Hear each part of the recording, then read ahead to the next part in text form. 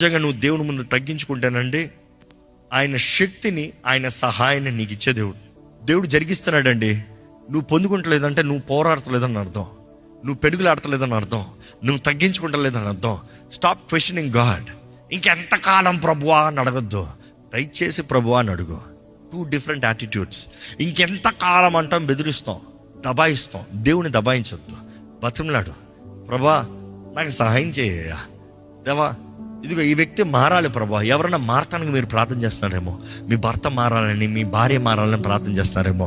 నీవు సమర్పించుకొని నువ్వు పెనుగులాడుతూ ఉంటే నిన్ను బట్టి దేవుడు కార్యం జరిగిస్తాడు. కానీ when you add fasting to it, దానికి ఉపవాసం యాడ్ చేసినప్పుడు ఇంకా ఘనంగా, ఇంకా సులభంగా కార్యాలు జరుగుతుంది చూస్తామండి.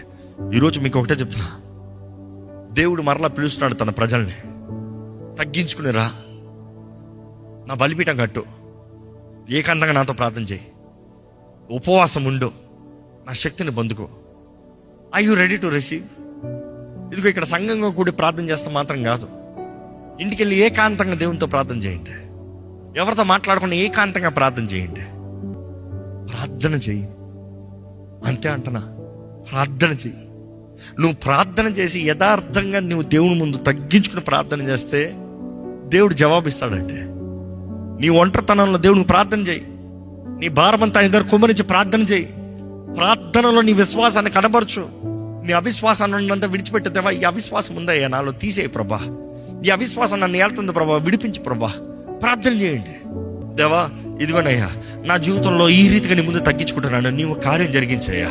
అడగండి, దేవుని అడగండి. నా జీవితంలో కార్యం జరిగించు ప్రభా, నా జీవితంలో సహాయాన్ని అందించు ప్రభా, నా జీవితంలో జయం అనుగ్రహించు ప్రభా, నా జీవితంలో విడుదలను అనుగ్రహించు ప్రభా, నా జీవితంలో సమాధానం అనుగ్రహించు ప్రభా. నీ తోడు కావాలి, నీ సహాయం కావాలి, నీ శక్తి కావాలి, నీ విడుదల కావాలి, నీ అభిషేకం కావాలి. ఉపవాస ప్రార్థన శక్తి నాకు దయచే ప్రభా.